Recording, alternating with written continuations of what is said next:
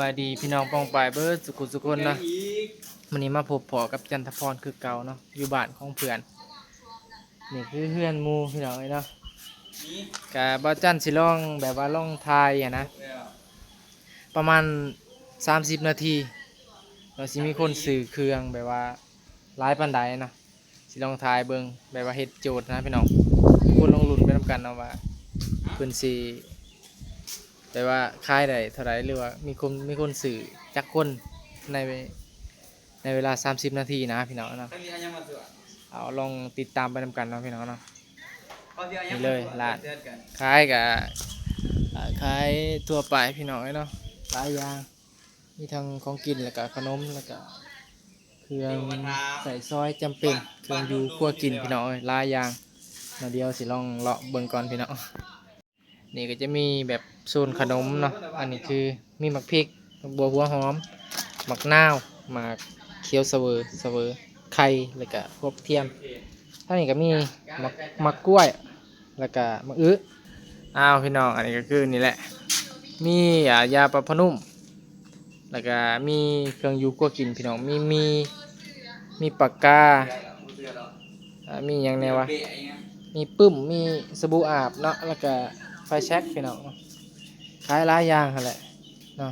มีทั้งครีมเซตอันนี้กันครีมเซตแล้วก็มีปลาแดกน้ำตาลพริกนัวหลายๆอย่างมียาสูบท่านี้ก็โอ้มีแบบนี้นำอีกยาสูบอันนี้มีอีกอย่างก็เทียมเจียวข้าวเบื่อเนาะแล้วก็พริกป่นเนาะกับโซนนี่ก็มีนี่แหละเพียกพี่น้องแล้วก็มีทอโอ้จังเป็นทอยังนี่ก็แปลว่าธุรกิจแบบขนาดหน่อยเนาะอันนี้ก็คือยังนี่หัวเทียนรถนี่ก็จะเป็นก่อย่างนะพี่น้องแล้วก็ทูบโอ้แล้วก็ไปตัดเล็กประมาณนี้พี่น้องหลายๆอย่างโซนนี้ก็จะมียังมีสากมีจอบมีเสียมพี่น้องมีกะบวยกะโอแล้วก็มียังไงมองให้น้ำสัตว์ให้ไก่ให้ยังน้องพี่น้องให้เป็ดให้ไก่นี่ก็ไม่แน่วะอะไรวะเนี่ยยังบูคือกันอันนี้กันเนาะประมาณนี้พี่น้องแล้วก็มีทั้งยากินนี่สูตรไข่ยุงยาดีไข่ยุงแต่ลายเอาลองมาลุ้นน้ำกันพี่น้องนะว่าในมือหนึ่งใน30นาทีนี่แหละเพื่อนเขาจะขายเครื่องได้ประมาณจะคนที่จะมาซื้อเนาะพี่น้องเนาะนี่ก็มีหลากหลายอย่างอยู่ก็ถือว่าธุรกิจของเพื่อนก็อาจจะดีอยู่หรอกเนาะแต่ก็เป็นบางมือเรามาเบิ่งกันว่าจันทร์สิทายคนที่มาซื้อมาเข้าห้านเนี่ยนะมีจักคนเนาะ30นาทีพี่น้องเนาะรอลุ้นกันพี่น้องเลยนะสวัสดีเด้อดีติดตามโจทย์นี่น้ำกันเด้อพี่น้องเด้อติดตามยังเนาะเอาคอยตั้งโจทย์ไว้ว่า30นาทีเนี่ยจะมีคนมาเข้าห้านจักคนประมาณ10 คนได้บ่10 คน10 คนลองมารอลุ้นติดตามกันพี่น้องเนาะว่าจันทร์สิทายเป็นระยะให้โอเคบ่โอเค10 คน10 คนบ่ตามกด10 คน30นาทีได้30นาที10 คนประมาณนั้นพี่น้องเนาะลองเบิ่งเราติดตามกันเด้อพี่น้องเนาะสิทายคนที่มาซื้อนั่นแหละ ว่ามันได้บ่10 คนเนาะกันบ่ได้10 คนภายใน30นาทีนี่เจ๊ง เอาบ่บ่เจ๋งบ่ ดูสาวแห่งนาทีละคน นาทีละคนเราติดตามกันพี่น้องเนาะแต่ว่าตอนนี้ก็สิขอขนมกินก่อนเนาะตรงนึงตอนนี้ก็ได้ลูกค้าแล้วคนนึงพี่น้อง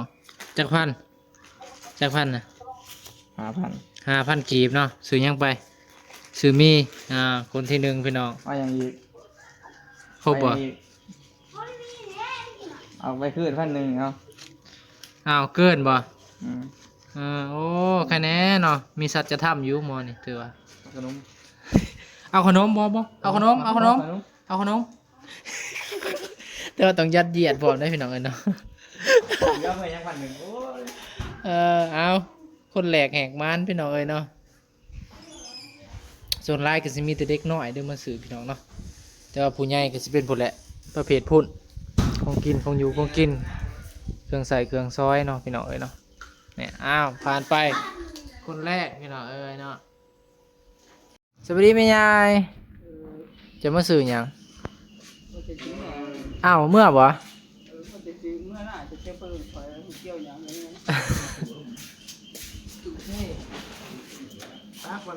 คือเรามาสื่อของสำหรับเช็ด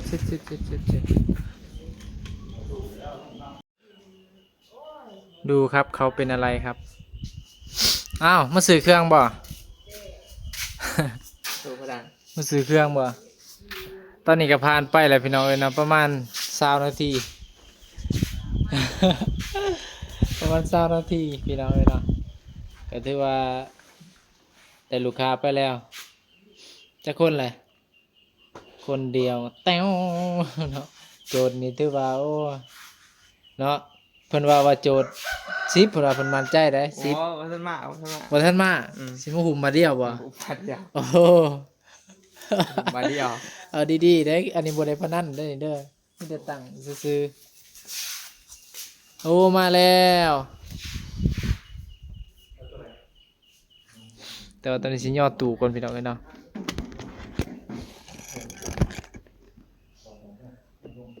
ถ้าลูกค้าย่อตู้เพราะว่าตู้นี้แม่นย่อขึ้น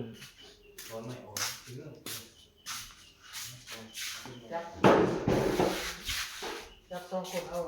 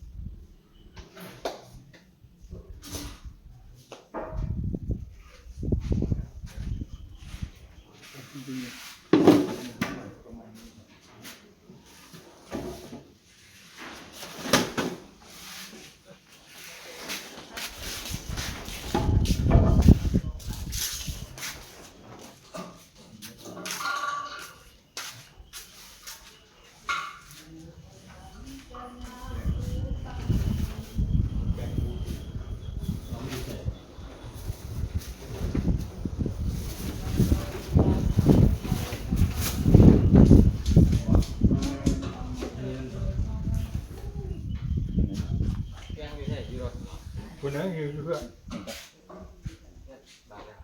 น้ำเยี่ย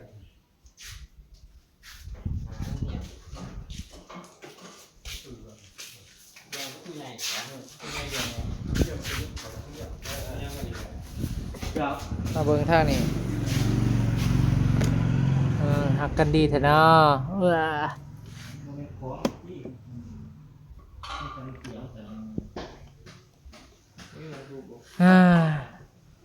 รอถ่าประมาณอีก10 นาทีพี่น้องเนาะสิเบิดเวลา น่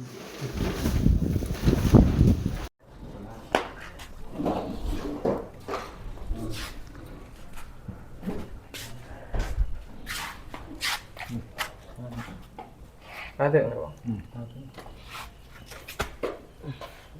แล้วก็มันหัวชีมันตีเล่นหมดเป็นเอาขาย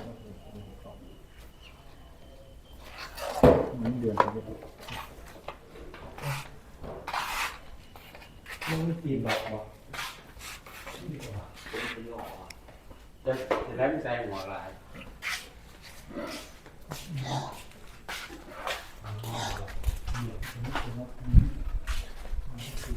หักกันใช่ดิโอ้ยเนาะ เนาะหักกันดีเนาะ มาโชกะโชกะ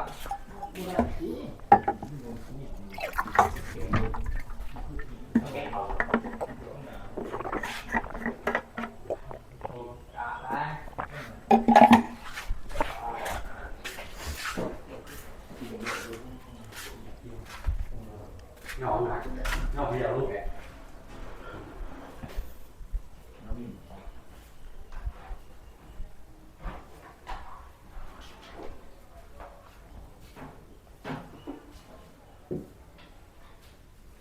Luôn sạch này. Ủa.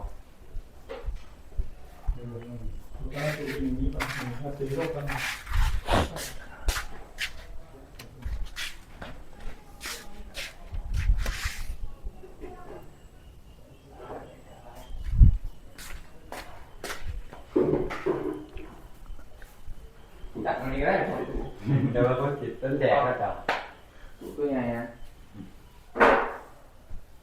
Tầm 3 điều lộn á. Mà nhọn nè. Không mất. Bó nhọn ọtด้วยด้วยย่อไปทางไหน รัดเนาะ ตรงลง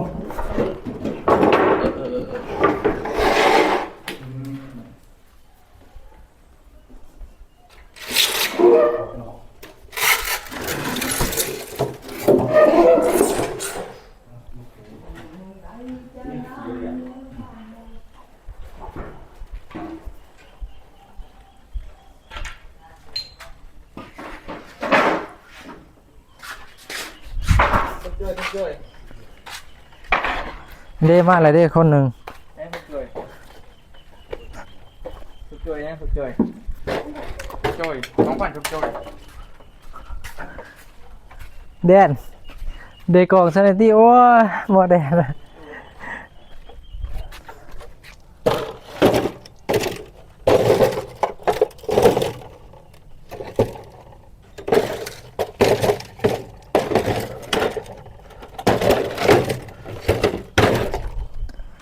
มาแล้วเมื่อกี้คนหนึ่งเนาะ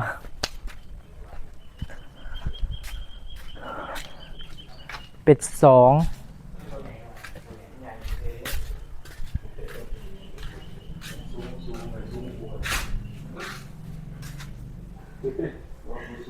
To đấy, to, con xuống. Cái là to lá gì vậy? Hết gì của nó đây.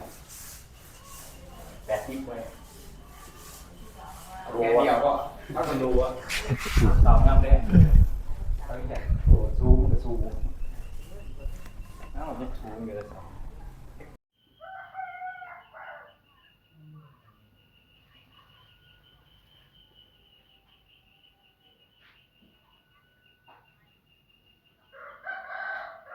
มาแล้วครับผมสวัสดีครับสวัสดีครับหายมาบ่ครับ ตื่นนอน ตื่นนอนบ่ ตื่นนอน เป็นรายที่3นะครับมื้อนี้ผ่านมา20 นาทีครับ3คนครับก็พอได้อยู่ครับสื่อหยังเนาะเอาหยังอีกล่ะ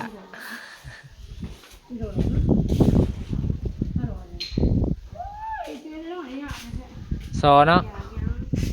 ตื่นนอนแล้วก็ซอเด้ Nghe người. เป็นคนที่3ครับ3 นาทีผ่านไปแต่มาดูทางนี้ กินอยู่บ่เช้ากินนมครับขนาด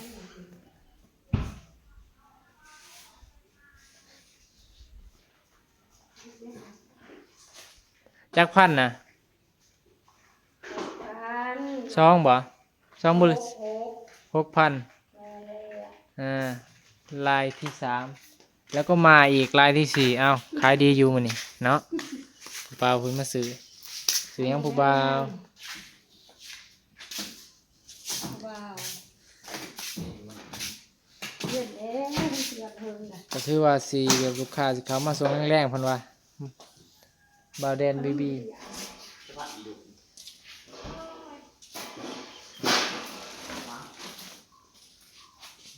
เก็บไปลายที่สี่ครับ 3,000 กีบ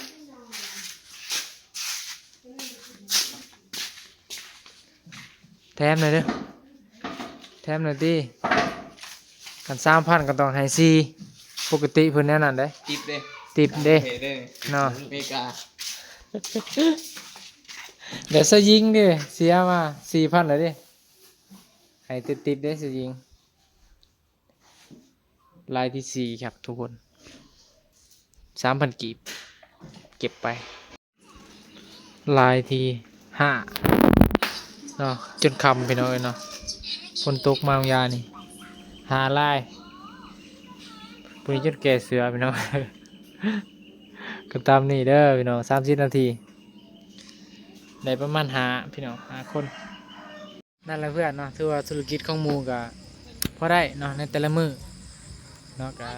ไล่เฉลี่ยก็หลายแสนอยู่พี่น้องเนาะสำหรับกำไรพี่น้องเนาะบางเทื่อก็บ่ได้คือเพิ่นว่าแหละบางเทื่อก็ได้เนาะการเฮ็ดธุรกิจมันต้องแบบนี้แหละพี่น้องเนาะต้องมาไล่เฉลี่ยเป็นเดือน